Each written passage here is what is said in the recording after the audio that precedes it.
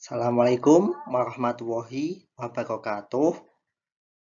Pada kesempatan kali ini, kita akan berdiskusi mengenai bimbingan dan konseling.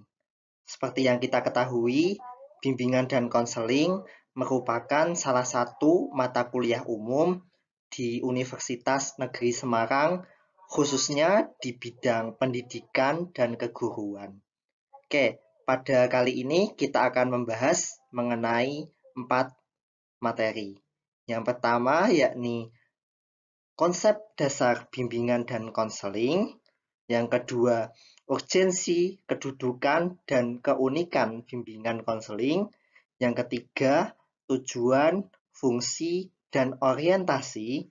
Yang keempat, asas dan prinsip bimbingan konseling. Oke, langsung saja. Oke, masuk ke materi pertama mengenai konsep dasar bimbingan dan konseling. Sebenarnya bimbingan dan konseling ini adalah dua hal yang berbeda yang memiliki pengertian sendiri-sendiri. Akan tetapi kedua hal ini sangat melekat di telinga kita. Jadi satu, biasanya disebut sebagai BK. Oke, jadi kita perlu memahami apa pengertian dari bimbingan dan pengertian dari konseling. Bimbingan yakni proses pemberian bantuan yang dilakukan oleh seorang ahli kepada seorang individu, baik itu anak-anak, remaja, maupun dewasa, agar orang tersebut dapat mengembangkan dirinya. Sementara konseling yakni suatu proses pemberian yang dilakukan oleh seorang ahli yang dinamakan konselor melalui wawancara kepada individu yang mempunyai masalah.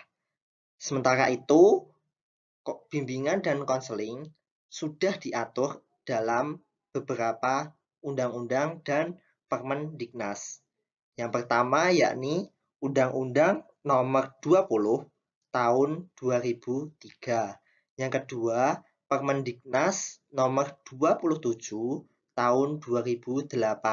Dan yang ketiga, Permendiknas Nomor 22 Tahun 2006. Seperti itu. Oke, selanjutnya yakni mengenai urgensi, kedudukan, dan keunikan bimbingan dan konseling. Untuk urgensi dari bimbingan konseling ini, kita mengacu pada pertanyaan, mengapa kita harus melakukan bimbingan? Untuk jawabannya, yakni supaya bisa mengembangkan potensi dari seorang siswa secara optimal. Ini nanti akan berkaitan dengan tujuan dan fungsi dari bimbingan dan konseling. Sedangkan untuk kedudukan bimbingan konseling ini sendiri dibagi menjadi 3 wilayah. Yang pertama, yakni pada bidang manajemen atau supervisi. Untuk yang kedua, yakni pada bidang pembelajaran, bidang studi. Dan yang ketiga, pada bidang bimbingan dan konseling itu sendiri. Sementara untuk keunikan bimbingan dan konseling ini, kita tahu bahwa bimbingan dan konseling itu berbeda. Untuk keunikan dari bimbingan sendiri itu ada banyak sekali. Salah satunya pada bimbingan yakni bisa dilakukan oleh seseorang yang ahli dalam pendidikan. Misalkan seperti guru. Untuk konseling itu harus dilakukan oleh seorang ahli konseling yang disebut sebagai konselor. Itu salah satu contohnya. Untuk contoh-contoh yang lain sangat banyak sekali. Nanti bisa dicari sendiri. Lanjut, selanjutnya yakni ke pembahasan tujuan, fungsi, dan orientasi dari bimbingan dan konseling. Di tujuan ini kita bagi menjadi dua, yakni tujuan umum dan tujuan khusus. Adapun tujuan umum dari bimbingan konseling ini membantu individu mencapai perkembangan yang optimal. Individu di sini yang dimaksudkan yakni adalah objek pendidikan, yakni para siswa atau murid. Untuk yang perkembangannya itu meliputi perkembangan spiritual keagamaan, akhlak mulia, kepribadian, keterampilan, pengendalian diri, dan kecerdasan. Sementara tujuan khususnya itu dikaitkan langsung dengan tujuan umum dan permasalahan yang sedang dialami seorang individu tersebut. Misal, mengenai pengembangan minat dan bakat, kreativitas, kompetensi, serta kebiasaan dalam kehidupan, kemandirian, kemampuan kehidupan beragama, bersosial, belajar, wawasan, dan perencanaan karir, serta kemampuan dalam pemecahan suatu masalah. Next. Kemudian, yakni selanjutnya fungsi dari bimbingan dan konseling. Fungsi ini sendiri nanti akan berkaitan dengan manfaat dari bimbingan dan konseling. Di sini kita mendefinisikan fungsi dari bimbingan konseling menjadi 4 bagian. Yang pertama yakni fungsi pemahaman. Contohnya yakni ketika seorang guru fisika memberikan materi tentang gerak dan kemudian siswa atau murid itu mencoba untuk memahaminya. Yang kedua yakni fungsi pencegahan. Adapun contohnya, misalkan guru olahraga yang menginstruksikan murid atau siswanya melakukan pemanasan agar mencegah terjadinya cedera.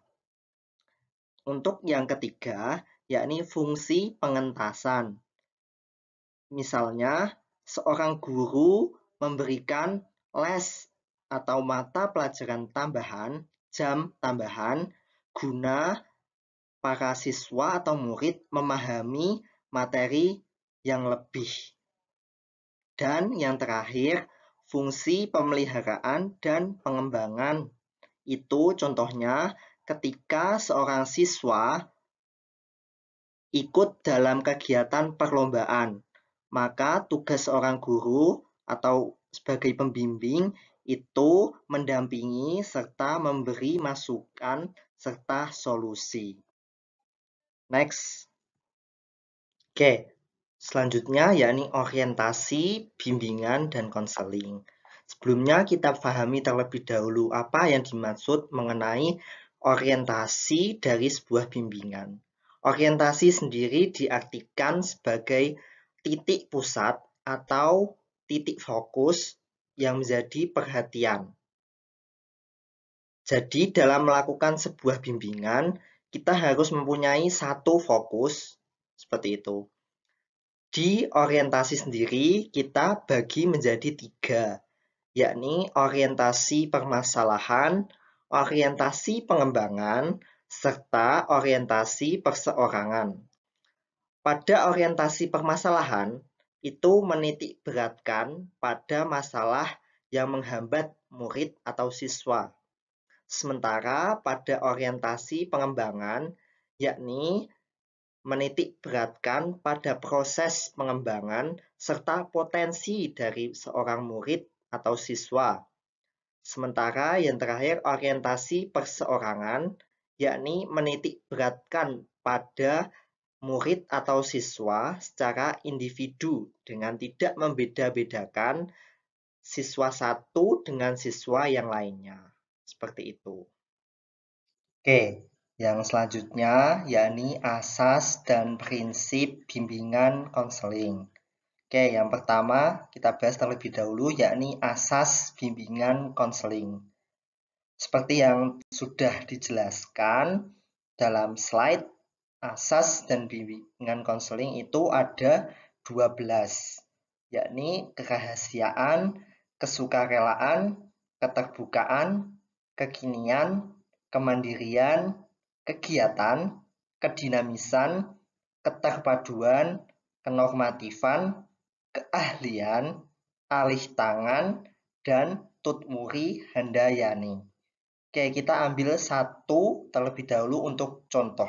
Untuk asas kerahasiaan.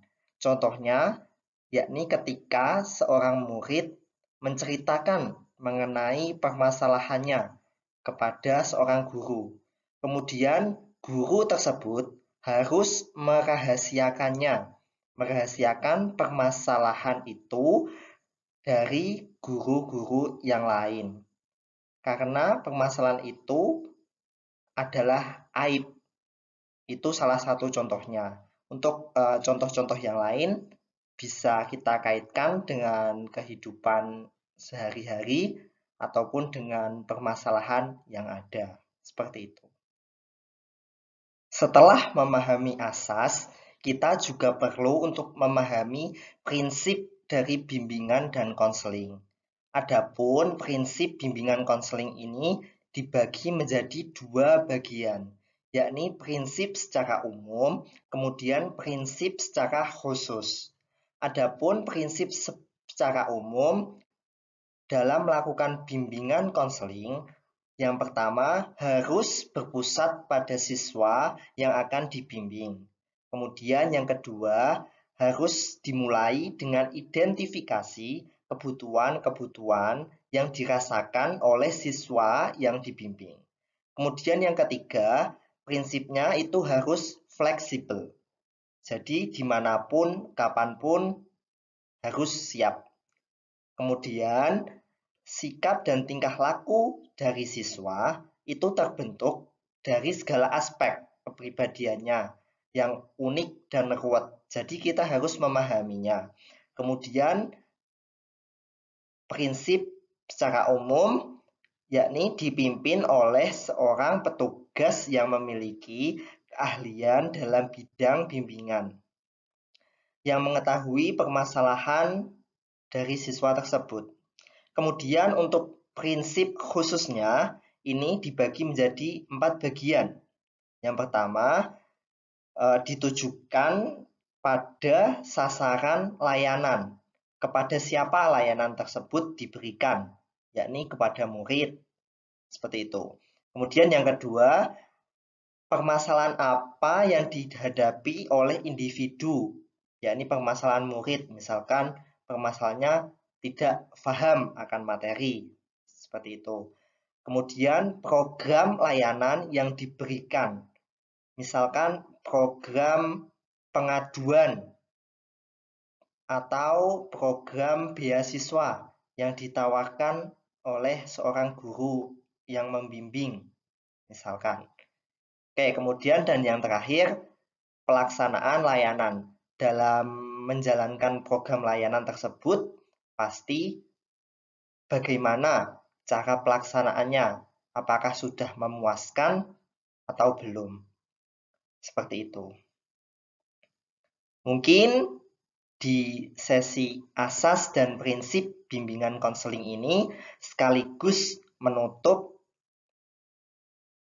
diskusi mengenai bimbingan dan konseling pada sore hari ini. Cukup sekian dari saya. Wassalamualaikum warahmatullahi wabarakatuh.